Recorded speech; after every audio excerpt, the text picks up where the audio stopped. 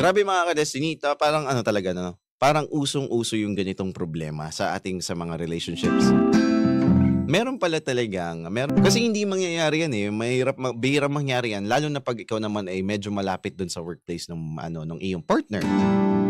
'Pag hinahatid mo siya nakikita ng mga coworkers na, "Ay may someone na pala itong taong ito." Pero that is not possible dito sa ating, mag-partner na itong pinag-uusapan natin. Kasi yung lalaki is nasa abroad. Mahirap ba yun? Mahirap ba yun para sa mga in the relationship na nasa malayo yung kanilang, partner? Mahirap bang i-establish at ipakita sa mga tao na you are in a committed relationship? Kasi yung mismong partner natin hindi nila pinapakita na they are in the relationship. Na hindi nalalaman ng mga coworker niya. Sometimes I have, may kilala akong tao